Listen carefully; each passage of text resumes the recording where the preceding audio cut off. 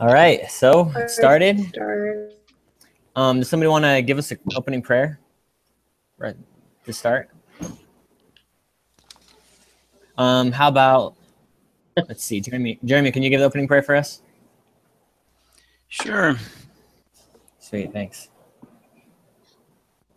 Our dear Heavenly Father, we thank Thee for the chance to meet as a study group this evening. We ask Thee to please bless that our meeting will be influenced by the influence of Thy Holy Spirit, that we'll be able to gain knowledge from this discussion and insight that can help us not only in our class, but in our lives and as we go forward with our careers. And we say these things in the name of Jesus Christ. Amen. Amen. Amen. All right, so first it says, just to give a quick synopsis of the Lance Armstrong case. So just a summary, to summarize it from my perspective, is Lance Armstrong, one of the greatest bikers, bicyclists of all time. He had a long string of wins in championships, but there's evidence against him that he used blood transfusions and different drugs to enhance his ability, and then it stripped him of all of his titles. So I thought it was pretty interesting. There's some parts that was kind of hard to get through, but for the most part, I thought it was pretty good read. Does anybody else want to and what did you guys get out of it? So it was just a lot more. I'll go for it. No, I was just gonna say there's just a lot of information. Like, I'd heard about this, but like I didn't really realize how in depth it was, and like so many people were actually involved, and like how much of an impact it had on so many different things. Yeah, that's basically what I was gonna say, guys. I didn't know that it was basically that deep and that intense, and how far they were really going to this. Yeah, That's one of the things that I really enjoyed at school. Is how young you kids are who didn't necessarily live through all this, you know. It was a huge deal in my house, so that's interesting. Yeah. I never knew about all this, honestly. I didn't really keep up with Lance Armstrong very much. Yeah. No, he was already exiled. Yeah, it's kind of funny. So, Susan, maybe you could enlighten us. Well, the first question, it kind of leads into that. It's, what is Armstrong's legacy? So, do you know much about Lance Armstrong? Yeah, I mean, as someone who believed in him, you know, I live in a big sports family. My husband and my son coached professional basketball. My husband has been a coach all his life, and we just watch everything. And so, you know, we went through the cancer with him, and we just really hoped for him. And you didn't have a yellow. What's that? Like throw away. You're kind of breaking up. Sorry. Yeah, I can't hear you very well. Try again. Oh, is she frozen now? No, there she is. Can you try again, Christian? You were kind of breaking up there. Well, I'll just continue. And, you know, there was doping wasn't a big deal yet. And so when it all came out, everyone said, oh, no, not Lance. It couldn't be Lance, you know. Mm-hmm. And it was. And when you started going deeper and deeper and deeper, it was really heartbreaking to me that this man who we all looked up to and thought he was almost Superman, we all wore the Live Strong bands on our arm, and it was really heartbreaking that he was a liar, and he was really a shell of a man. So yeah, I mean, even though I wasn't really following with his legacy, you know, everybody's heard of Lance Armstrong, and I didn't really know about all of the doping and everything until after until I read the article, and it took me by surprise too. So the next question, does anybody else have anything else they want to say about Lance Armstrong and his legacy? I guess one thing that could be fair to say, hey, Monty just made it in. Oh, yep, there she is. Welcome. Hey, Lonnie. Sorry, had to dial in from my phone. It would not work on my computer. Sorry. No worries, no worries. So say one thing that I guess kind of could be fair to think of as legacy though is it's all dependent on the viewer and the position. Is one person may be like he's just, you know, this crappy cheater who just doesn't deserve anything. But in his eyes at the moment, everybody was doing it that was at the top of their game. So he's like, this is what I need to do. But his whole characteristic was, I'm going to go to the next level every time. That's how he always competed. So naturally, he took this to the next level, which just ended up being too much. Yeah. So in some regards, you can still say, you know, he's this amazing athlete. Just literally, they proved scientifically that he's one of the top there is. It's just, it's hard to define what his legacy truly is. He still did all that stuff with cancer and helped a lot of people with his foundation. But how much of that was also for his own gain? You know, there's too many factors and variables. It's one of those, his arrogance just overcame everything else. That's what, you know, and it was almost like he got a thrill by beating the system. He got a thrill by, let's see how far we can take this. And that's that competitive nature. That's why he was such a good competitor. Yeah. So it all just kind of exponentially compiled till it just went too far, essentially. Yeah. And I think I was watching recent interviews, and he even admitted, he's like, there's a lot of stuff I'm really ashamed of, the way I treated some of those people and the way I handled it. But, I mean, he did admit, they said, like, racing today, and now it's like, would you have done it again? He's like, if I was racing today, no. He's like, but if I went back, he's like, I would have done it again. He's like, that's just how it was. Yeah, that was the culture. So. Yeah. I mean, it's better than the early, was it 1900s? 1900s, yeah. And stuff. Okay. Yeah. So, I mean, it's just crazy how it all really goes. Yeah. Something that reminded me of is even, because he did say that, he said that, you know, the reason I did it is because that was the culture and everybody else was doing it. So I really wasn't cheating because it was just, everybody was competing with the same amount of doping and everything. But then I think one of his, I think it was Hamilton or Landis, one of those two, said that actually that wasn't totally true. Like a lot of people did use it. Differentiate where his success. Go ahead, Christian. Sorry. I only heard like half of what. Yes, I heard like a couple sentences. But if you need to, there is in the top left, you could open a chat and then you could type into that and we could all see it too. Oh, sweet. Up. Okay. I'm gonna tell her. I don't know if she could hear us right now. The message should send everybody. Yeah, it's just a open chat for all on here. Oh, yeah, cool. All right. But anyway, yeah, one of Landis, I think, was saying that not everybody had the means to afford doing those kind of things. Like apparently the blood transfusions were really expensive and really complicated. So yeah, I think a lot of people did do it that were like the leaders, the ones probably that got paid more and things like that. But you know, if you were just one of the stragglers, you just probably didn't get paid enough to be able to use. You know, I no doubt in my mind that everybody used a lot of people use some kind of steroid, but yeah, and I think in his vision, the lower, even the middleman, meant nothing to him because he's so used to competing with the highest level. So to him, he only looked at those highest few, and he's like, if they're doing it, that's what I have to do. He's like, I don't care about everybody else. I know I can beat him easy, but now there's serious competition. So I mean, he was baking his age and entering adult races when he was 16 or something and winning, stuff like that.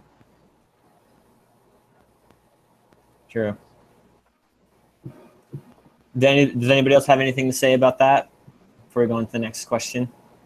I mean, with the age thing, like it kind of seems like he wasn't ever fully truthful and honest guy his whole life. I mean, it kind of seems like he's been almost cheating the system the whole time. So I don't know. It's kind of hard because you're like, you want to think that at some point he was a good guy and that he was doing it for good reasons or whatever. But I don't know. It's just so hard to tell, you know?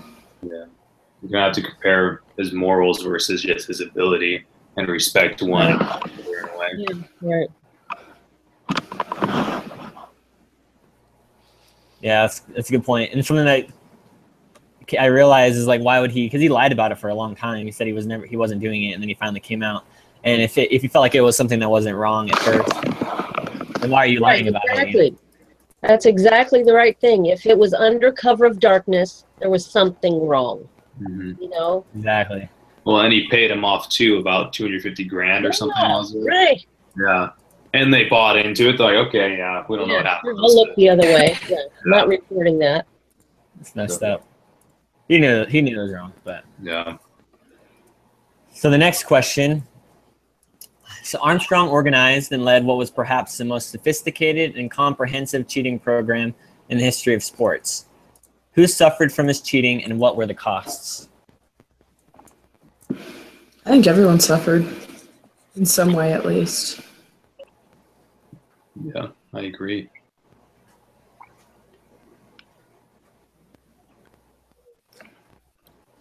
Well, one of the costs is the integrity of the competition itself. Mm-hmm.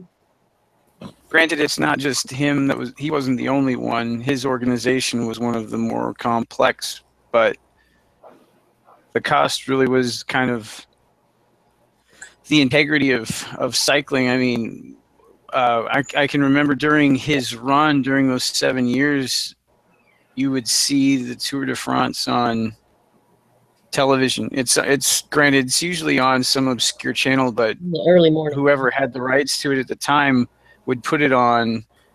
It used to be on a couple of outdoor different channels, but they would put it on prime time too.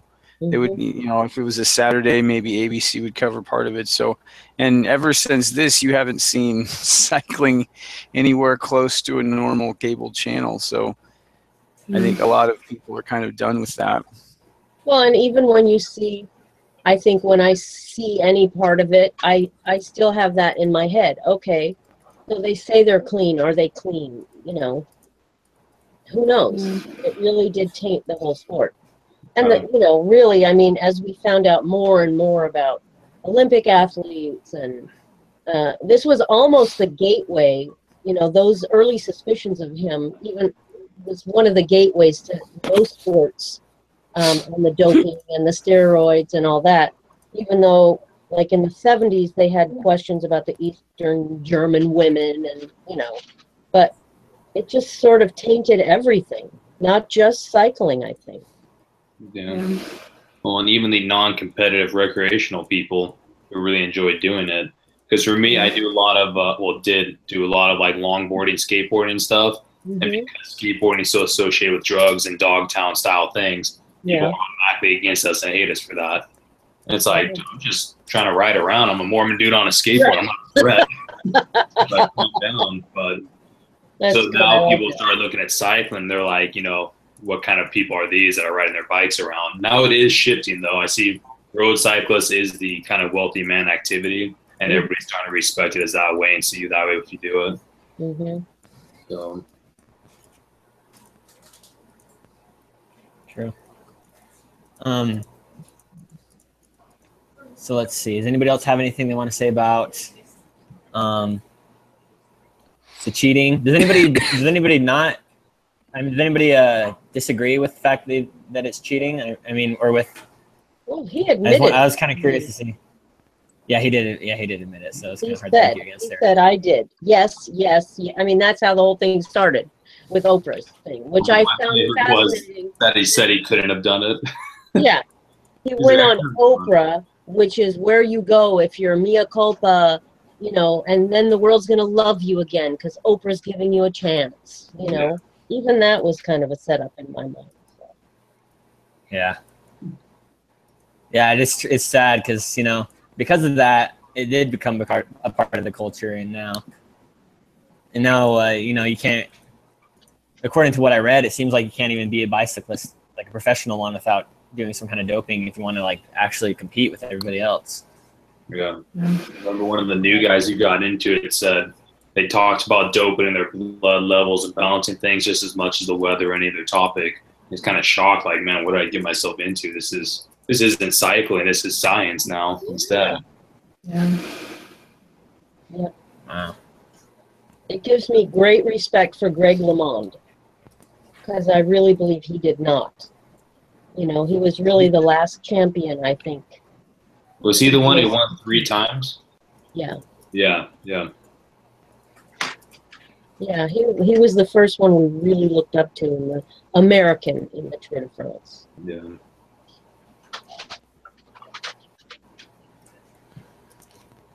Dude, that's awesome.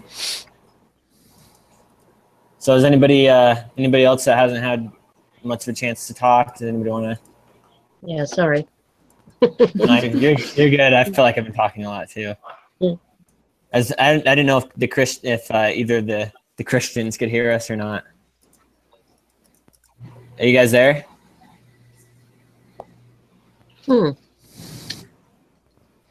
I think I don't know if they got disconnected or disconnected.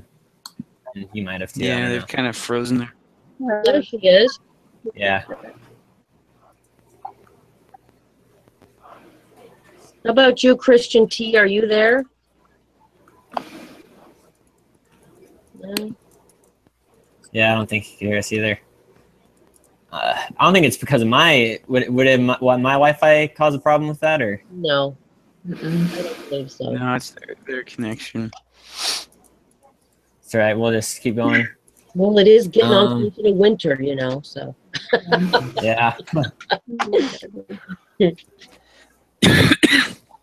But yeah, I agree with what you guys said. I think everybody that's competing suffered from that because you're kind of not forced. You still had a choice. I don't think anybody could like blame it all on Lance Armstrong, but still, he kind of changed. He changed it, and obviously the fans too. I think he affected a lot of the fans. How do you guys think he affected people other than people that were competing? Like, you know, the fans and The thing is, there really, when you look at it, there aren't a lot of fans of cycling. I know that some of these athletes like to use that word and phrase, but honestly, there aren't a lot of people. I mean, it's not like Lance Armstrong brought a little bit more visibility to that sport, but it's not like all of a sudden there were all these kids that wanted to buy bikes that wouldn't have had them anyway just because Lance Armstrong. So I think that's kind of an excuse that gets used in the smaller sports.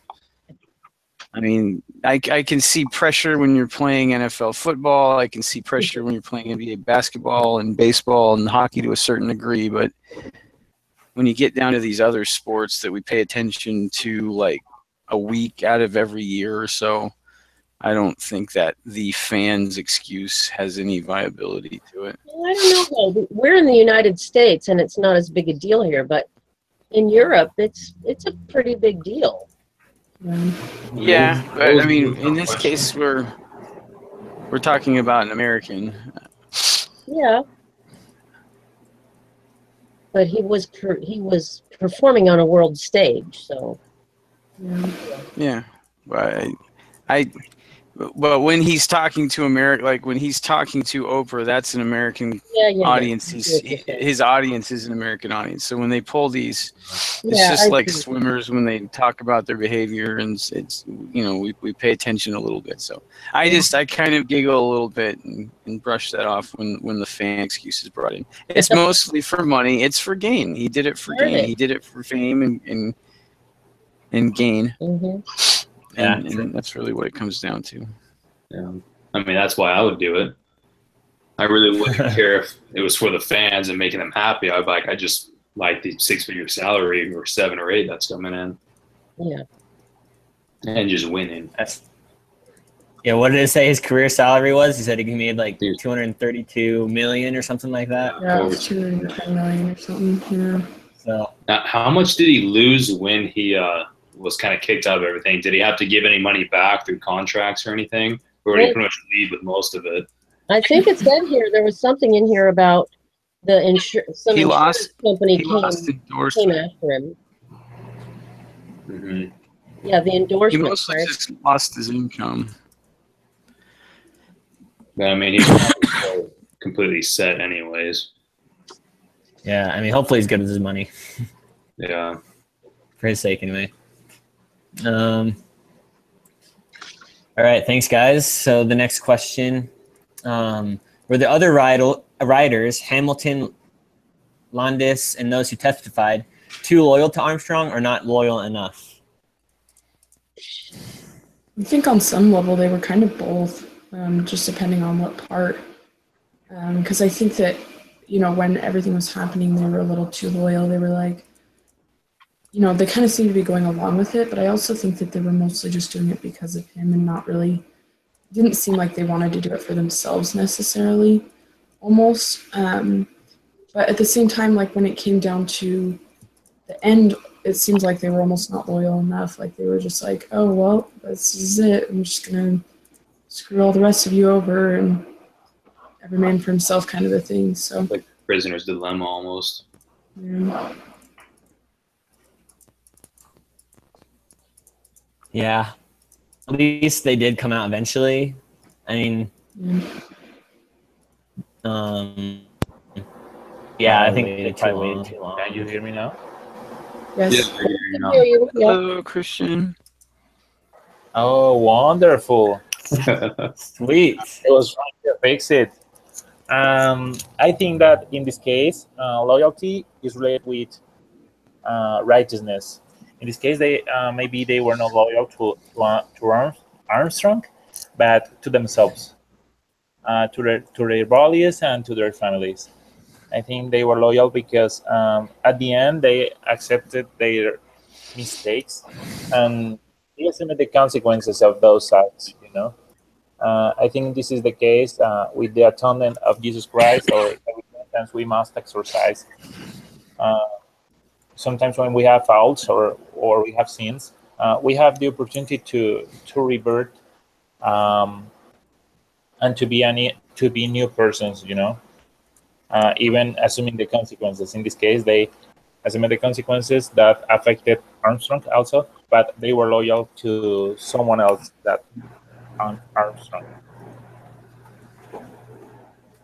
Yeah, I agree, Christian. I think that they were loyal to what Armstrong could give them. I think they were loyal to the idea of what they could gain, not loyal to him as a person or even loyal to themselves or true to themselves. They were looking to get gain. I almost wonder if loyalty is even the right word for all of it. Mm-hmm. Seems like it's not. Yeah, loyalty seems like a virtue. It's a virtuous word, and there was no virtue in any of this. Mm-hmm. Yeah. Right.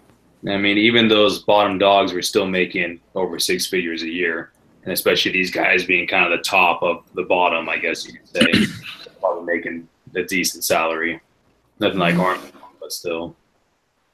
So there's a lot of motive. True. Yeah, I agree with you. What you guys said. I mean, it's good that they came out eventually, and I do think that. I mean, it didn't seem like they're all just pointing the finger at Armstrong. I feel like a little bit of the themselves. One of them said, you know, that he wishes he could go back and just stay and just not take the drugs, stay in the back. Mm-hmm. Even he said he would go back and not do it if he could. He regretted it. So I feel like there's some remorse there, and that's good. But yeah, it still doesn't mean that what they were doing was okay. But yeah, I don't know why it does. It just says, were they too loyal to Armstrong? Or were they not loyal enough? It's an odd question, yeah. isn't it?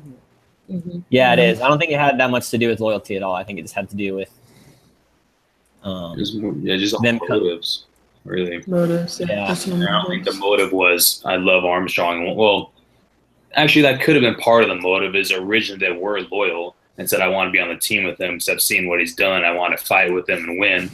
But then once they saw what was happening, they're probably like, wait a second, like this is kind of becoming a whole different game. It's not loyalty based anymore. Right. Because he did have that. And by kind of, because it's almost hard to like remember, at least for me, is that he was like this amazing character because we only know him as being the opposite in most people's eyes. So at the time. At the time, that's right. Yep. Yeah. right. I mean, I think a lot of the reason they wanted to make it more known that this was going on is because they wanted to protect everybody else that wanted to get into the sport. You know, I'm sure they have a love for the sport and they want to make it into something that it's supposed to be.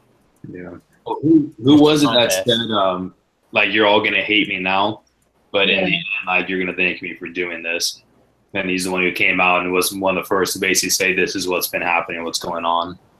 I think it was Hamilton. Yeah. Was it Hamilton? Yeah, I think it was Hamilton. Yeah. And they asked him, if you love the sport, why would you do this? You know, and he said, I love the sport and want to do what's best for the sport. Long term, people will come back. Right. Yeah. So. There it is. Yeah, I believe that's probably what's best for the sport. I mean, and for the athletes that participate.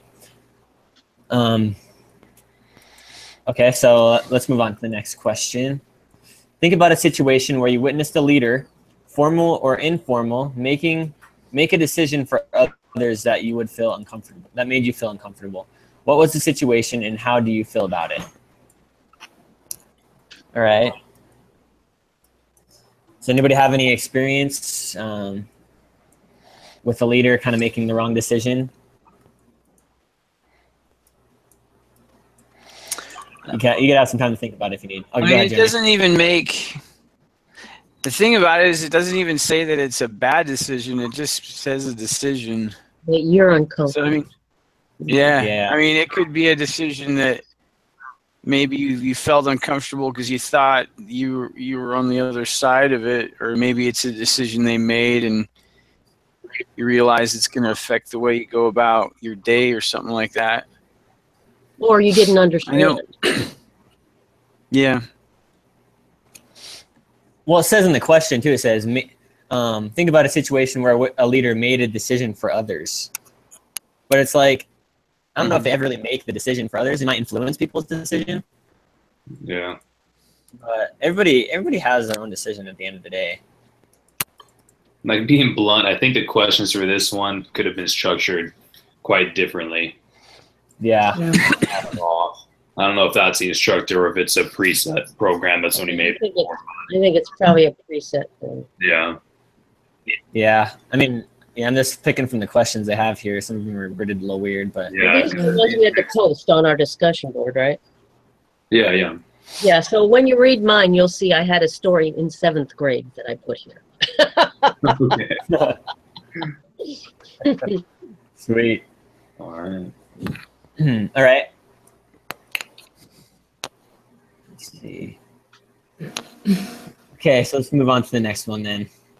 Think about a situation where you witnessed talented followers follow a leader into an uncomfortable or bad zone. What was the situation? What were the results? Did anybody object?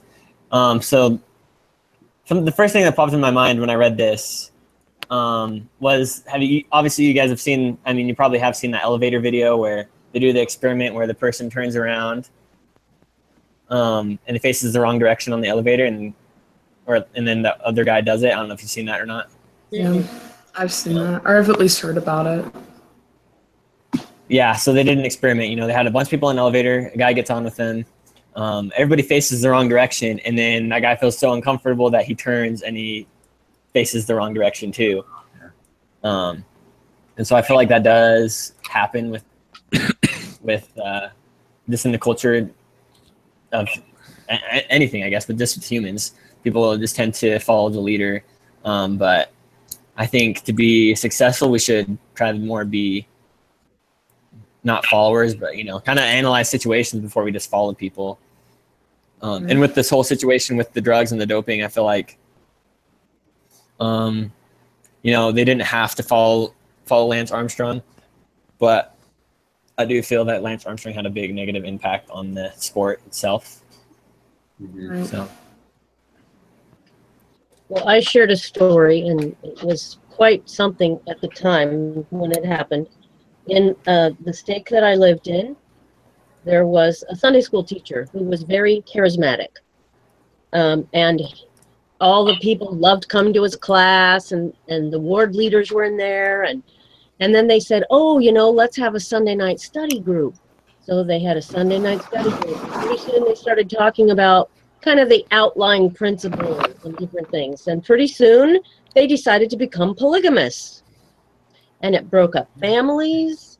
wow. The husband or the wife would go, you know, was with this group. The other one wasn't. The Sunday school teacher started coming to the young adult dances to troll for new wives. I mean, this is real life. It's not just something you read somewhere. This was happening in my state. Mhm. They all were excommunicated, and it was in the days when they used to read those over the pulpit, and they all came and sat in the back and laughed and mocked, and it was terrible, and it ruined families. Mhm. And it started from a Sunday school class where everyone was having a good time. And Satan will use any chance he gets to sort of start us down this path. And then pretty soon, oh, it's not that big of a deal. And, oh, yeah, well, this is right. This is right. So we just need to be really careful about who we follow and how we follow them. It really was a huge lesson to a lot of people at that time. Yeah. When I was It's almost young married. a strange coincidence. 'Cause on my mission, I guess one of the wards, it wasn't the one I was in, the members decided to do extra studying sessions as well out of Sunday school. Yeah. And they started going deep and started studying anti things. And that became their main focus. And all of them ended up just really going inactive that joined it. Yeah. So it's kind of like strange that there's that same, I guess, part is going from the church studies to taking a group. So I guess maybe a non-holy or just natural setting. Yeah. How it is more influential that things can go wrong. Yeah. Not organized under the priesthood. Yeah. And honestly, these were not just like some members who barely ever came or inactives or whatever. It was ward leaders, and it was terrible. It really, really was terrible. So It's insane.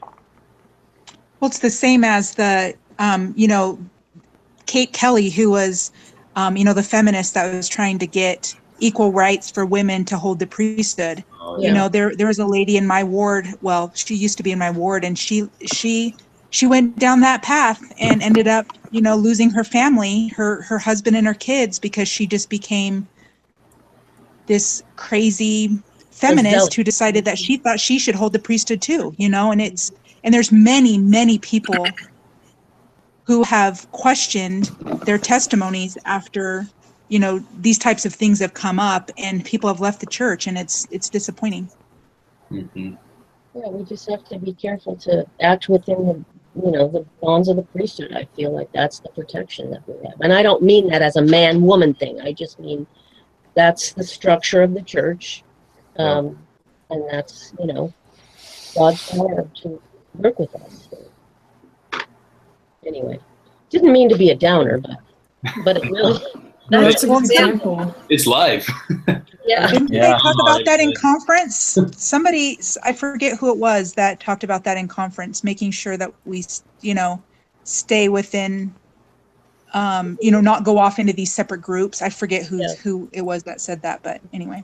It might have been Elder Ballard. But that's Yeah, I think you're right. All right. So like this conversation here kind of goes into the next question. What basic principles guide your integrity? Are there times when there's a gray area? And how do you choose correctly?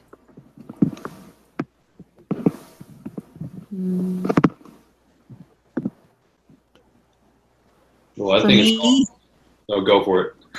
I was just going to say really quick. So for me, I think about the questions that are asked during the Temple Recommend interview to Nice. keep me honest and, you know, with integrity, make sure that I'm doing the right things in order to continue to hold my Temple Recommend. very good. My Wonderful. computer might Thank die you. any second, so just so you guys know, if I leave, I don't hate you. It's just gonna die. Not on my charger because I'm in Idaho Falls. So. I'm not down for the conversation anymore. I'm done with these people. Yep. Oh, they're talking about integrity now? I'm hanging up. Just kidding. Too deep. Oh, wow, Sorry, it's, continue. I think one for me is kind of the spirit and trying to discern if you're increasing a light or decreasing a light in the situation. And if you're not sure if it's completely gray and right in the middle, then seek revelation real quick. You can probably get it and figure out what's the best path to go. And I mean, when it all comes down to it, it's just do what you believe to be the best, because nobody can say you really made the wrong decision if you thought that was the best one possible. Right. At least you did what you thought was right. Yep. Right. I mean, with the gospel, there's not. I don't know if there really are gray areas as often as there are maybe in like the business world. Mm-hmm. But yeah, for me, I base obviously my integrity. I feel like a lot of us, our integrity is based off of our religion. Like whatever I feel like is right, whatever I feel like is like in line with God's commandments, that's what I'm gonna follow. And I think I think people can just, even if they're not a member of the church, they should have like a sense of what's right and wrong. Lance Armstrong knew what he was doing was wrong. A lot of them came out and said they knew it was wrong. So everybody has a moral compass. Everybody has the light of Christ with them. So they should be able to determine what right and wrong. If the gray area is actually not so much a gray area, but a wrong choice. Mm-hmm. Sometimes I think we think there's gray areas because we want to be compassionate toward people, and we want to take into consideration people's circumstances, and that's all well and good, and that's the right thing to do. That's charitable. But that doesn't negate what's right and wrong, I think. I think that's when you think, oh, well, we're not sure. Well, we are sure. We just need to love our brothers and sisters who struggle, so that is confused for gray, I think, sometimes. Yeah, I agree with One way to look at it is just because something's fair doesn't mean it's right. Mm-hmm. Yep. It's true. So, does anybody else have anything they want to say about that?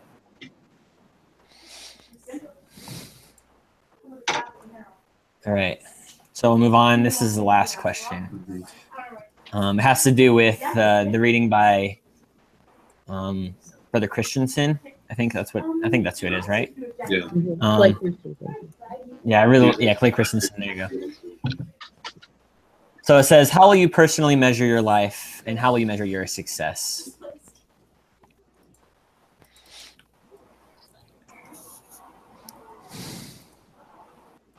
There were a couple quotes from the thing that I really liked, and there's one at the end. I just closed my document, so I don't know what happened to it. But it basically talked about how, like it doesn't really matter what other people think about what you've done, but like how you influence people. Like it doesn't matter like necessarily what job you had or what, like how popular you were or things like that. It just matters that you made an influence on other people. And so I really liked that. It was like the last paragraph. So you guys can look back at it because I don't know where my thing went. But. Yeah, I remember that part. He's like, how will God measure my life? Or like what measuring stick he'll use?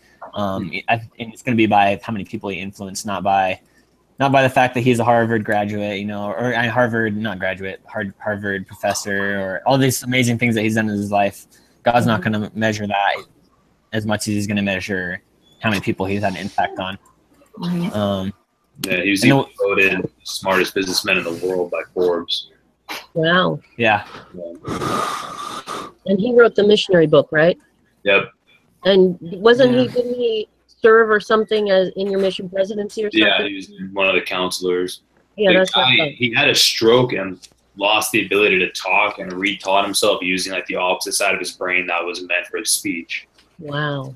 Like it's insane the stuff he's done and his medical issues and Yeah. just No way. live to us. The guy is just he's literally just like a beast of man. He's like 6'9" or something. Or crazy. And his hand is like the size of your head, but Wait, so he was in your mission presidency? yeah, in Boston. That is cool. Yeah. So, I know going off the question, the one thing that could be an interesting way, because there's all these different things you can say, even the basic gospel answers. But one way to maybe look at it is that the moment of your life when it's almost over or when you're about to die is that you look forward to that moment.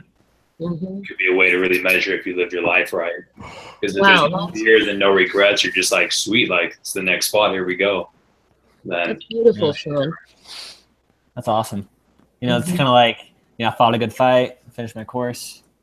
yeah. Yeah. It's awesome. And taking it kind of back to what about the Lance Armstrong thing, I feel like, you know, he measured his life on, he turned it around maybe, but he up to that point he measured his life on, you know, how many titles he won, instead of how many people he influenced. You know, if he really wanted to like influence people's life and have a big impact, he should have, you know, been an example and be like, hey, let's do this the right way. Let's not try to win without using those kind of things. You know, maybe he could have had a better impact on people instead of. I think that's more honorable than winning 7 titles in a row. Yeah. Yeah, me too.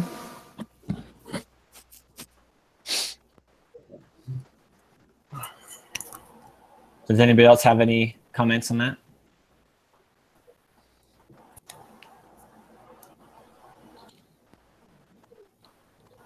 I think we're good. All right. Well, thanks, guys. I think that's all the questions we have for today. Good discussion. Appreciate it. Who's in charge of next week? I think that's the one that no one signed up for yet, so I think Sean, right? No, I think it's that Mike Moline guy. Yeah, but he's So then that's me. So, Yeah. well, so I emailed him Yeah. a couple of weeks ago and asked him if he was going to be here for his, you know, to lead that discussion, and he said yes. Really? So he said he was going to be there. So I don't mind resending an email and copying everybody and saying, "Are you still on?" Otherwise, we'll give it to Sean. I don't know. Yeah. What do you guys want to Or do? maybe Sean can prepare just in case he doesn't show up. Yeah. And then, you know, then if not, worst case scenario, you're just a little more prepared for next week. Yeah. just a little more work for you. No big deal. Yeah. Oh, it sounds like you're pretty ahead, though. Oh, The worst thing in the world. try to get ahead. Doing homework until like 3 a.m. All right, All right, yeah, guys. let's find out then. Thanks, guys. I'll send you the link and everything. Thank you very much. Good job, Braden. Cool. Thank you. Thanks. Take care. Bye-bye. See you guys. Great.